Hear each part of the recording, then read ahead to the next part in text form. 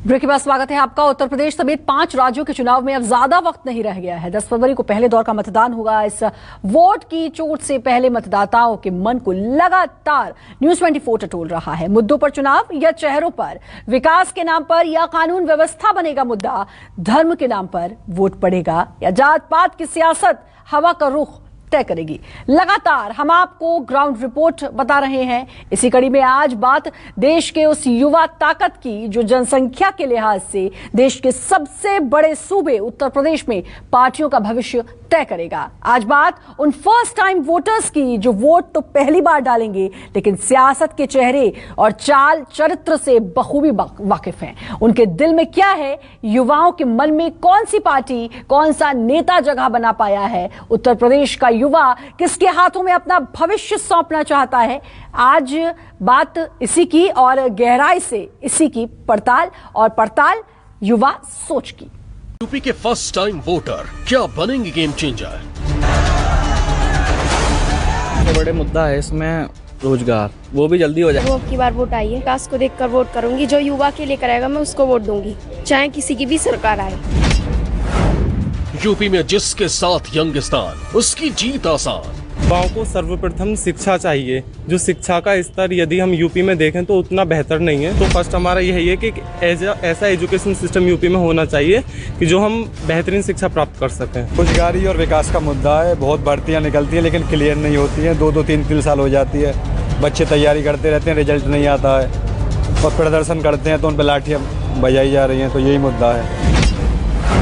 जिसने युवाओं को किया नाराज, यूपी में उसका छिन गया था। अखिलेश यादव जिंदाबाद। सबसे बड़ी समस्या भर्ती की ही है उत्तर प्रदेश में। जहां जहां हम गए हैं, जिन नौजवानों से बात की है, उनकी पीड़ा बाहर आई है। उन्होंने वो दुखी हैं, त्रस्त हैं, क्वालिफाइड हैं, नौकरियां नहीं मिलती, बड़ी बड़ी घोषणाएं होती हैं, रोजगार नहीं दिए जाते। कोई कहता है 25 लाख नौकरियां दिलवाएंगे, कोई कहता है 20 लाख, लेकिन उनको कभी ये नहीं समझा। जिस ओर जवानी चलती है उसी ओर जमाना चलता है। ये पुरानी कहावत राजनीतिक गुणाभाग में एकदम सटीक बैठती है। यूथ किसको करेगा मजबूत, ये तो 10 मार्च को पता चलेगा। लेकिन यूपी के चुनाव में फर्स्ट टाइम वोटर और युवाओं पर हर पार्टी ने डोरे डाले हुए हैं। यूपी में कुल वोटर की संख्या 15 करोड़ 5,82,750 है, जिनमें 4 करोड़ 51,74,825 युवा वोटर हैं, यानी करीब 30% युवा वोटर। ये 30% युवा वोटर ही सरकार का भाग्य तय करेंगे। ये वही उम्र है जब यूथ जिंदगी का फैसला करता है। इसीलिए ये लोग डिसीजन के मूड में रहते हैं। ये डरते नहीं है कि फैसला गलत हो गया सही। जिसके साथ होते हैं पूरे होते हैं और जिसके नहीं होते बिल्कुल नहीं होते। तभी तो यूपी के रण में युवाओं ने हर पार्टी की धुकधुकी बढ़ा रखी है। कौन सी पार्टी युवाओं को किस तरह से रिझा रही है ये बताएंगे। पहले एक और आंकड़ा देख लीजिए। 18 से 19 साल यूपी में इस उम्र के करीब 19,19,000 फर्स्ट टाइम वोटर हैं। 18 से 19 साल के वोटर्स की संख्या में 2017 के मुकाबले इस बार 1.32% का इजाफा हुआ है, जबकि 18 से 35 साल की उम्र के 4 करोड़ 50 लाख वोटर हैं। उत्तर प्रदेश विधानसभा चुनाव में यूथ की क्या अहमियत है, इसे इसी बात से समझा जा सकता है कि सभी पॉलिटिकल पार्टियों ने युवाओं को लुभाने के लिए बड़े बड़े वादे किए हैं। कोई युवाओं के लिए रोजगार की बात कर रहा है तो कोई बेटियों के लिए स्कूटी देने की बात कर रहा है। युवा मतदाताओं को रिझाना पॉलिटिकल पार्टियों के लिए मजबूरी बन गई है, क्योंकि सत्ता की रेस में शामिल पॉलिटिकल पार्टियों को यह पता है कि अगर यूथ मतदाता नाराज हो गया तो उनका सरकार बनाने का सपना चकनाचूर हो जाएगा। सत्ता में काबिज और फिर सत्ता का सपना देख रही बीजेपी सरकार ने फर्स्ट टाइम वोटर और यूथ पर नजर गड़ा रखी है। बीजेपी ने सबसे पहले यूथ के दिल को जीतने के लिए एक मतदान 20 नौजवान अभियान चलाया था। बीजेपी ने युवाओं को रोजगार देने के लिए 3,000 करोड़ रुपए की व्यवस्था करने की बात कही है। 1 करोड़ युवाओं को बीजेपी ने मुफ्त टैबलेट या स्मार्टफोन देने की बात कही है।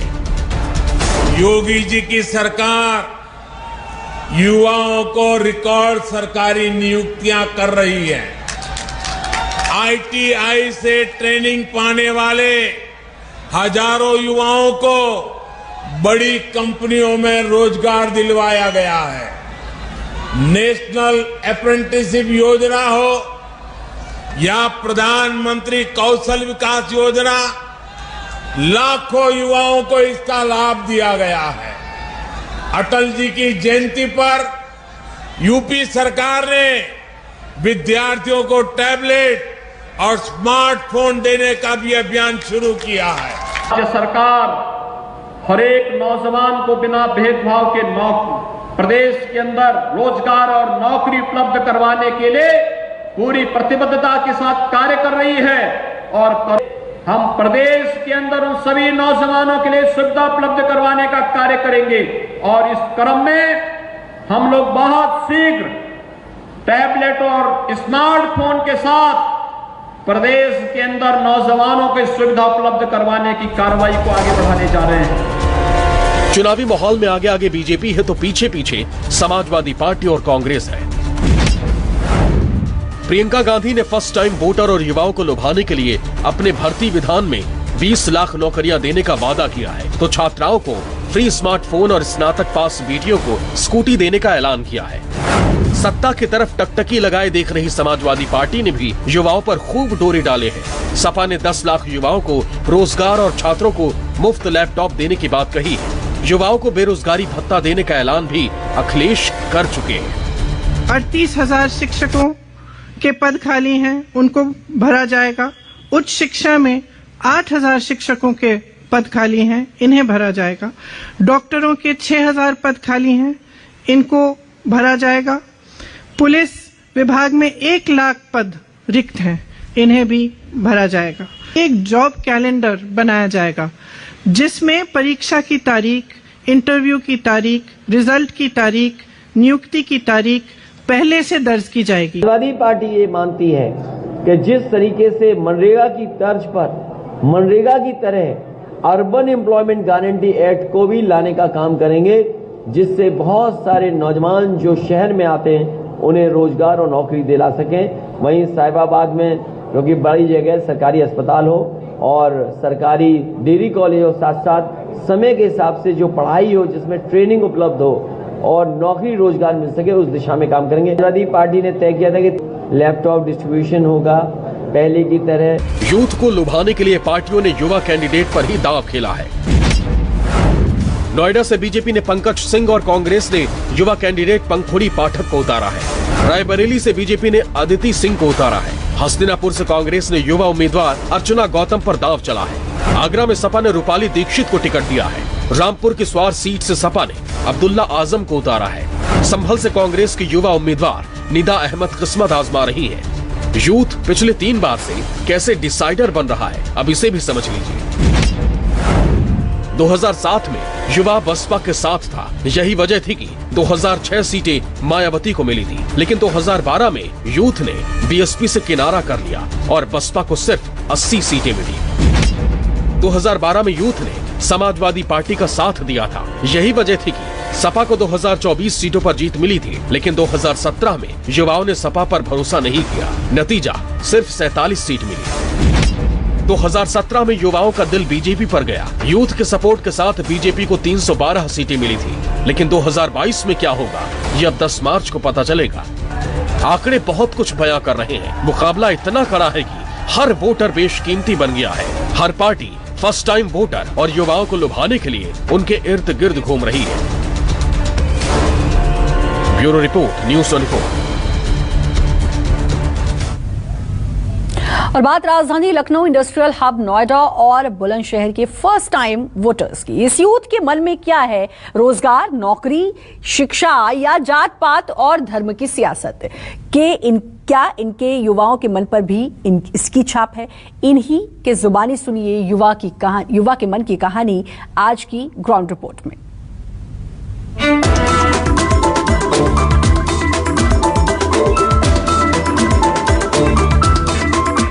कुछ कर गुजरने की तमन्ना अब इनके दिल में है। चेहरों पर उम्मीद है, विश्वास है, चमक है।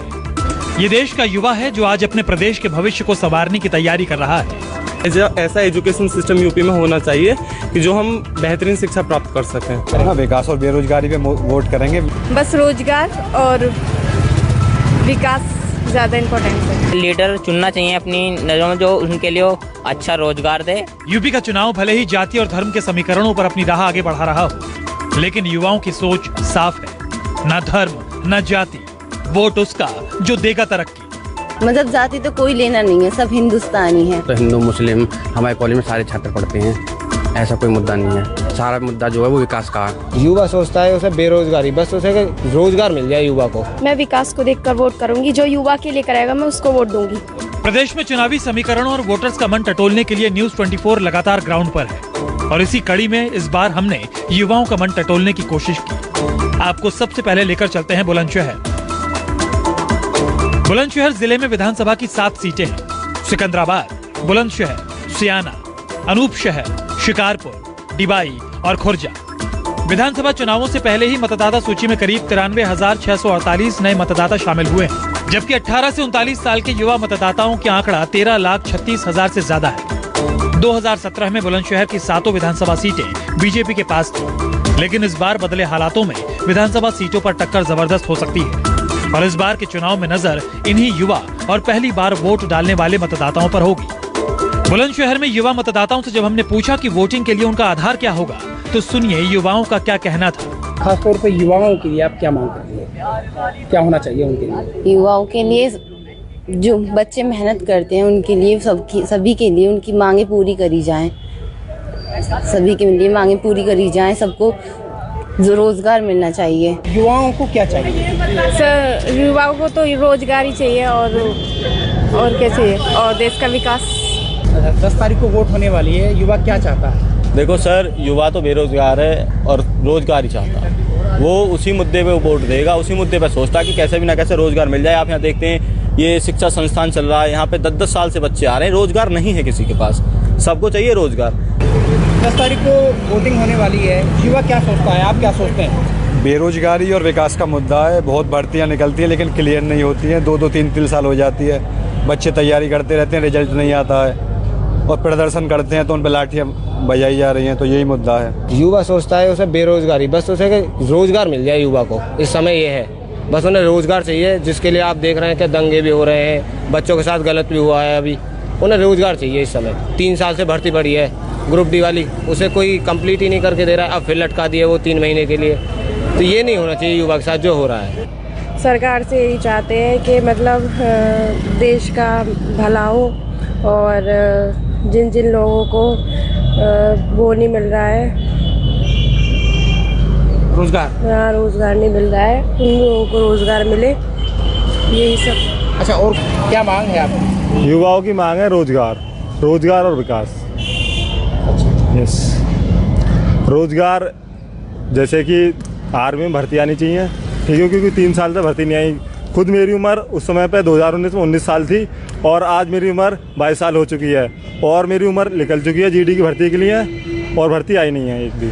अच्छा, 10 तारीख को वोटिंग होने वाली है जी, युवाओं को क्या चाहिए? आप भी चूंकि युवा हैं जी। सबसे पहला बात है कि मतलब हमारे लिए वैकेंसी निकले। मैं जनरल कास्ट से हूँ तो मुझे लगता है कि जनरल वालों के लिए इतना मतलब जितना और उसके ओबीसी वगैरह के लिए है, इतना जनरल वालों के लिए नहीं हो पाता है। उनके लिए वैकेंसी कम है, कट ऑफ भी ज़्यादा जाती है उनके लिए। तो पहले तो थोड़ा सा जनरल वालों के लिए कट ऑफ थोड़ा नीचे होनी चाहिए।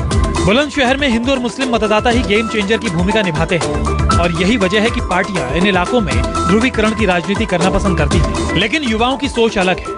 बुलंदशहर में आफशा हो या अनीता, रहमतुल्लाह हो या राहुल, हर किसी ने जाति धर्म के मुद्दे को सिरे से नकार दिया। मजहब जाति तो कोई लेना नहीं है, सब हिंदुस्तानी है। तो किस आधार पर वोट करेंगे? विकास के नाम पे करेंगे? जाति विकास के नाम पर करेंगे। जो हमारे लिए, हम सब लोगों के लिए करेगा, हम उसके लिए करेंगे। जाति धर्म कुछ नहीं? जी नहीं, सरकार ने तो जाति धर्म पे बहुत फोकस किया हुआ है। जी वो तो लोगों को लगता है ना, हमें नहीं लगता ना। जाति धर्म कोई नहीं है हमारे बीच, तो हिंदू मुस्लिम हमारे कॉलेज में सारे छात्र पढ़ते हैं, ऐसा कोई मुद्दा नहीं है। सारा मुद्दा जो है वो विकास का है। तो वोटिंग से पहले आपके दिमाग में धर्म रहेगा, जाति रहेगा, या रोजगार बेरोजगारी का मुद्दा रहेगा, विकास का? सब जाति भी कुछ है? नहीं, सब धर्म जाति कोई मैटर नहीं करती है और बस रोजगार और विकास ज़्यादा इम्पोर्टेंस है। जाति धर्म मजहब इस तरह का कोई मुद्दा रहेगा आपकी नज़र में? देखिए, जाति धर्म मैं तो बिल्कुल भी मानता नहीं हूँ। ये सिर्फ पार्टियों की सोच है और वो ही मेरा विचार है कि वो ही हम लोगों में ही फैलाते हैं कि जहाँ हमें जाति धर्म के मुद्दे पर वोट देना चाहिए। मैं जाति धर्म को नहीं मानता हूँ। तो आप किस मुद्दे पर वोट करेंगे? मेरा शिक्षा, स्वास्थ्य है, आपका जितना भी ग्रामीण, मैं एक गांव से हूँ। यदि हम पुराने विधायक की बात करें, हमारे गांव में एक पैसे का भी उन्होंने काम नहीं कराया। तो एक ऐसा विधायक हमारे लिए होना चाहिए जो नौजवानों के लिए शिक्षा और सभी के लिए स्वास्थ्य की बात करे और गांव में विकास करे। तो क्या रहेगा, धर्म, मजहब, जाति, नहीं, या देखो, विकास और बेरोजगारी? धर्म, मजहब, जाति तो एक समुदाय की अलग भावना होती है और खैर ये आपस में फूट डल जाती है जब कोई होता। देखो, हर किसी के सम्मान को ठेस पहुंची। जब हम कुछ करते थे, राम मंदिर का मुद्दा उठा दिया, मस्जिद का मुद्दा उठा दिया, ये अलग बात है। लेकिन जहाँ बात आती है, जब पोलिंग की या वोटिंग की बात आती है, तब हर किसी के मन में एक ही ख्याल होता है कि सबका विकास और सबका साथ, विकास पे ध्यान दे दें। बस उस टाइम वो मजहब और उसको भूल जाते हैं। अच्छा, जब वोटिंग करेंगे तो धर्म, जाति, मजहब पे वोट करेंगे कि विकास और बेरोजगारी पर वोट करेंगे? हाँ, विकास और बेरोजगारी पे वोट करेंगे। धर्म ये तो चुनाव में आते हैं, इसका कोई मतलब नहीं। अच्छा, जब वोटिंग करेंगे तो धर्म, जाति, मजहब को देख के करेंगे कि विकास और बेरोजगारी? हम विकास और बेरोजगारी को देखकर ही वोटिंग करेंगे। हम किसी धर्म के लिए वोटिंग नहीं करेंगे। कोई से हमें कोई से मतलब नहीं है, जाति धर्म मतलब से। हमें तो विकास मतलब है। हमें विकास नहीं देखा, हमें विकास चाहिए। हाँ, हमारे गांव में, शहर में कुछ भी ऐसे हमें कुछ नहीं दिखा। अखिलेश सरकार पहले आई थी, उसने बहुत कुछ काम कराया था, हाईवे निर्माण कराया था, बहुत कुछ कराया था। लेकिन अब जो हम दोबारा चाहते हैं कि अखिलेश ही आए। अच्छा, धर्म और जाति और विकास, देखो, क्या नजरिया है आपका? धर्म, वोटिंग करनी चाहिए? वोटिंग धर्म और उसके आधार पे तो वोटिंग नहीं होना चाहिए, मगर एक ऐसा लीडर चुनना चाहिए अपनी नज़रों में जो उनके लिए अच्छा रोजगार दे और एक नया वो चुनावी, मतलब एक चुनाव माहौल बन रहा है। मगर पहले काफ़ी सारे जो नेता हैं, योगी जी हैं, मोदी जी हैं, काफ़ी मायावती जी हैं, उन्होंने काफ़ी सारा, मतलब वोटिंग तो हो रही है उस प्रकार से, मगर उस प्रकार से जो स्टूडेंटों को वो रोजगार नहीं मिल पा रहा है। तो हम तो ऐसे ही चाहेंगे कोई एक ऐसा, सभी लोग जो एक ऐसा नेता चुने जो स्टूडेंट के लिए और जो रोजगार, जो बेरोजगार हैं उन्हें रोजगार दे। जाति धर्म पे तो कुछ होता ही ना है, विकास पे ही करेंगे। विकास जो करेगा उसे वोट लेंगे। अब तक क्या स्थिति दिख रहे हैं? बढ़िया स्थिति दिख रहे हैं। ना तो कोई दंगे होते हैं, ना कोई जातिवाद की बात होती है, सब सही चल रहा है। सबसे बड़ा विकास खूब हो रहा है जी हमारे क्षेत्र में। तो रोजगार भी है, जो पढ़ेगा वो रोजगार लेगा। ये तो सब कहते हैं कि रोजगार नहीं आ रहे, जॉब खूब निकल रही है। जो पढ़ने में ठीक है, जो मेहनत कर रहा है वो रोजगार ले लेगा। बुलंदशहर के बाद अब बात राजधानी लखनऊ की। लखनऊ जिले में विधानसभा की 9 सीटें आती हैं, जिनमें मलिहाबाद, बख्शी का तालाब, सरोजनी नगर, लखनऊ पश्चिम, लखनऊ उत्तर, लखनऊ पूर्व, लखनऊ मध्य, लखनऊ कैंट, मोहनलालगंज सीटें शामिल हैं। इन तमाम विधानसभा सीटों पर 18 से 19 साल के पहले मतदाताओं की तादाद करीब 35,044 है और युवा होने के साथ साथ अनुभवी वोटर्स की गिनती 6,91,000 से ज्यादा है। लखनऊ शहर हो या आसपास के कस्बे और गांव, राजनीति के लिए मशहूर लखनऊ में युवाओं का मूड क्या है, आइए आपको बताते हैं। इस समय जितना भी यूथ है, युवा है, उसको रोजगार चाहिए, विकास चाहिए। धर्म, जाति हर प्रकार से बाद में आता है। जब जेब में कुछ होगा तभी तो व्यक्ति आगे बढ़ पाएगा। ये सारी चीजें खाली पेट नहीं होती। सारा युवा अधिकतर इस समय विकास की तरफ देख रहा है। जिनको रोजगार मिलेगा, सेल्फ एम्प्लॉयमेंट मिलेगी, अधिकतर युवा उसी तरफ जाएगा। आज की जो बेसिक रिक्वायरमेंट है वो सबसे ज्यादा जरूरी है। धर्म तो बाद में, मुझे लगता है धर्म सेकेंडरी है। हर पढ़ा लिखा आदमी जानता है कि धर्म, मुझे नहीं, मैं अपना पर्सनल व्यू बताऊं तो मेरे लिए धर्म इज सेकेंडरी थिंग। सबसे पहले जब खाएगा नहीं आदमी, जब रोजगार ही नहीं होगा तो बाकी चीजें कहाँ से आएंगी। तो सबसे इम्पोर्टेंट जो चीज है वो रोजगार है। और जो भी गवर्नमेंट, जो भी सरकार आए, उसमें यूथ जनरेशन को सपोर्ट, एम्प्लॉयबिलिटी, एजुकेशन, ये बहुत इंपॉर्टेंट है। अगर कोई भी सरकार आती है और वो इनका ध्यान नहीं देगी तो प्रदेश का विकास डाउन हो जाएगा। उत्तर प्रदेश की एक और सुपर हॉट सीट है गौतम बुद्ध नगर। राजधानी दिल्ली से सटा और स्मार्ट शहरों में शुमार गौतम बुद्ध नगर अपने अंदर शहर और गांव दोनों को समेटे हुए और गौतम बुद्ध नगर की 3 विधानसभा सीटों में चुनावी फाइट टाइट है। गौतम बुद्ध नगर जिले में 3 विधानसभा सीटें हैं, नोएडा, दादरी और जेवर। तीनों सीटों पर 18 से 19 साल के वोटर्स की तादाद करीब 11,000 से ऊपर है। लेकिन तीनों सीटों पर 20 से 29 साल के मतदाता करीब 3 लाख से ज्यादा है। योगी सरकार में नोएडा, दादरी और जेवर के विकास पर खास ध्यान दिया गया। चीन से उठकर भारत आने वाली कंपनियों को नोएडा और दादरी के ग्रेटर नोएडा में जगह देने की बात हो, या फिर जेवर इंटरनेशनल एयरपोर्ट और फिल्म सिटी की सौगात। इस जिलों को बहुत कुछ मिला, लेकिन इस बार के चुनाव के लिए यहाँ के युवाओं के मन में क्या है, ये भी हमने जानने की कोशिश की। स्कूटी, लैपटॉप तक देने की बात कर रही हैं पार्टियां, तो क्या ये सब चीजें जहन में रहेंगी वोट देते हुए? नहीं, मेन मेरा मुद्दा रहेगा रोजगार। जैसे कि रोजगार में क्या है, अभी आप युवा पीढ़ी को देखोगे तो वो कई बार ये रहता है कि एग्जाम होते हैं, उसके बाद क्या रहता है, वो कैंसिल हो गई कि परीक्षा निरस्त कर दी। ये सारी चीज़ें नहीं होनी चाहिए। हमारा एक जैसे जातिवाद नहीं होना चाहिए, मेन चीज़ ये है। जैसे मैं हिंदू हूँ तो ये नहीं कि केवल हिंदू, अगर कोई मुसलमान भी है, अगर वो अच्छा प्रत्याशी है तो हम उसको ही वोट कर सकते हैं। अखिलेश जी ने भी लैपटॉप बांटे थे हमारे टाइम में, मैं भी खुद 12th में था, मुझे भी लैपटॉप मिला है। और मैं सुना है कि योगी जी भी लैपटॉप बांट रहे हैं। बट मुझे लगता है कि ये सब मुद्दे नहीं होने चाहिए, एक डेवलपमेंट भी होना चाहिए। जैसे कि आप देखो कि नोएडा एक दिल्ली से और गुड़गांव से दिल्ली NCR में आता है नोएडा, बट मुझे लगता है कि दिल्ली इतना डेवलप नहीं है नोएडा, उसको डेवलप होना चाहिए। मैं यही सोच के वोट दूंगा, अगर जो गवर्नमेंट स्कूल को आगे बढ़ावा करे और अच्छा स्कूल ठीक कराए, और बहुत सारा मतलब युवा ऐसे हैं जो बेरोजगार हैं। नमस्कार, मैं हूं मानक गुप्ता।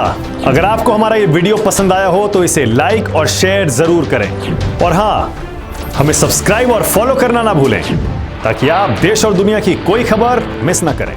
तो जुड़े रहिए हमारे साथ और देखते रहिए News 24।